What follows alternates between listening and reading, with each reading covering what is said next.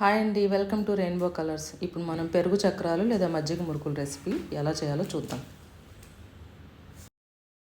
మొత్తం 5 glasses of rice flour add చేసాం. దీనికి సరిపడా ఉప్పు,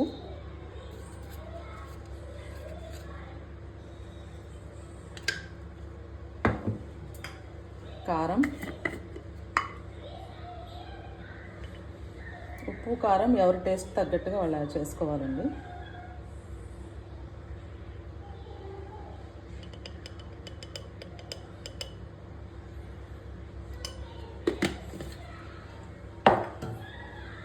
కొద్దిగా వాము,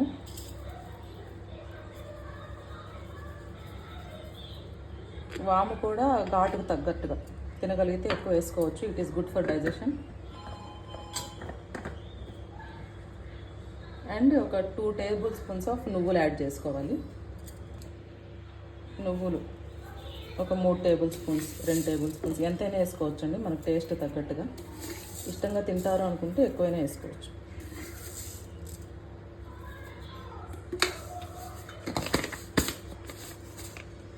ఇప్పుడు దీనికి చిలికిన పెరుగుని ఇలాగా చిక్కగా చిలికి పెట్టుకోవాలి. మనం ఏ కప్పుతో అయితే రైస్ ఫ్లోర్ తీసుకున్నామో, నేను ఈ కప్పుతోటి 5 కప్స్ తీసుకున్నాను. సో ఇదే కప్పుతోటి 2.5 కప్ వరకు ఈ చిలికిన పెరుగు వేసుకొని కలుపుకోవాలి.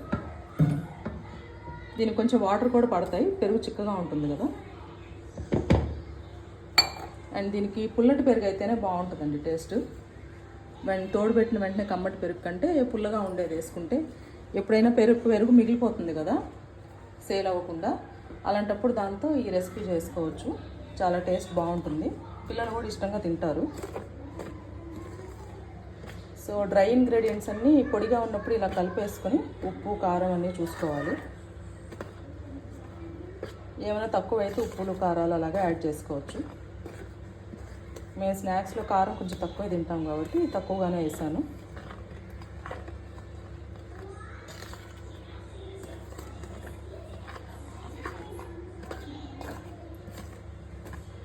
సో ఫస్ట్ 5 గ్లాసెస్ ఆఫ్ బియ్య పిండి వేసుకున్నాం కదండి.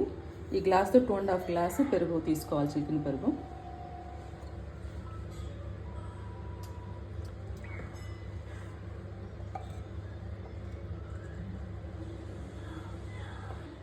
సో 2.5 గ్లాస్ చిలికిన పెరుగు.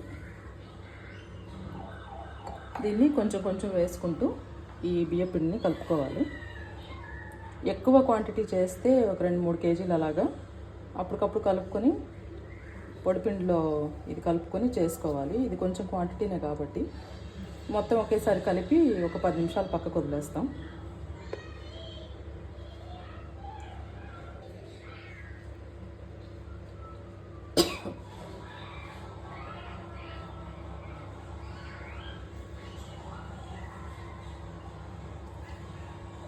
దీంట్లో ఈ పెరుగు పోసుకొని కలుపుకోవాలి. చెప్పడం మర్చిపోయాను, బియ్యపిండి పొడిపిండేనండి. తడిపిండి కానైతే పెరుగు అంత పట్టదు. పెరుగు కూడా ఎగ్జాక్ట్ మెజర్మెంట్ ఏం లేదు. మనకి పులుపు కొంచెం ఎక్కువైనా పర్వాలేదు అనుకుంటే అసలు వాటర్ పోసుకోకుండా మొత్తం ఈ పులిసిన పెరుగుతోటి కూడా కలుపుకోవచ్చు. ఇంకా దీంట్లో వేరే ఏమి వేయమండి, వెన్న, కాచిన నూనె అలాంటివి ఏమి. బాగా గుల్లగా వస్తాయి ఈ పెరుగుతోటే. ఇక పప్పులు కానీ పప్పుల పొడి కానీ ఏం అవసరం లేదు, ఉట్టి బియ్య పిండి పెరుగు ఉంటే చాలు. క్విక్గా చేసి తినేసేయచ్చు, పిల్లలకి క్విక్గా చేసి పెట్టచ్చు ఈ రెసిపీ. సో పిండిని ఇలాగా తడి పొడి కలుపుకొని పక్కన పెట్టుకోవాలండి. ఒక 10 మినిట్స్ నాననివ్వాలి.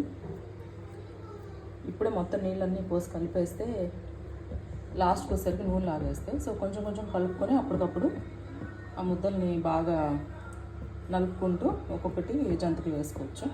దీన్ని ఒక 10 నిమిషాలు అలా వదిలేస్తాను మూత పెట్టేసి.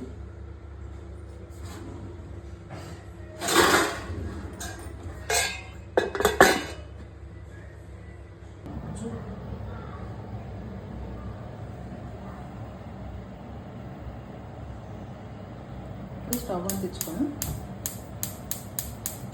ఆయిల్ వేసుకోవాలండి ప్యాన్లో. ఏ ఆయిల్ అయినా పర్లేదు, కానీ రిఫైన్డ్ ఆయిల్స్ అయితే పొంగవు. ఇది కోల్డ్ ప్రెస్డ్ ఆయిల్ కాబట్టి హాఫ్ మూకుడికే వేస్తున్నాను.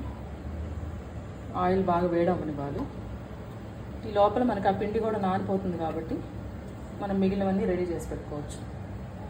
సో ఇందులో ఈ మీడియం సైజు ఉండేవి అయితే బాగా దిగుతాయండి. నువ్వులు అవన్నీ వేసాం కదా, వాము నువ్వులు అవి. దీన్ని ముందుగా ఆయిల్తో కొంచెం గ్రీస్ చేసుకోవాలి. అలాగే కొంచెం ఆయిల్ తీసుకొని మొత్తం శుభ్రంగా గ్రీస్ చేయండి. ఆయిల్ అంటే ఇలా అప్పుడు వేసేటప్పుడు కూడా ఈజీగా ఉంటుంది.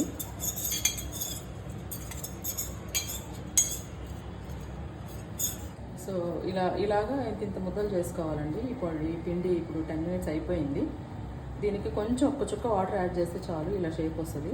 మరి ఎక్కువ వాటరీగా చేయకూడదు, ఇలా ఉంటే సరిపోతుంది. మళ్ళీ ఆయిల్ ఎక్కువ పీల్చేస్తుందండి. నూనె బాగా కాగాక సిమ్లో పెట్టుకొని వేసుకోండి జంతికలు.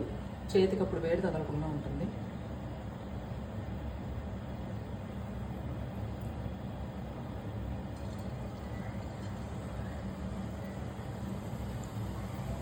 చిన్నగానే వేసుకోండి.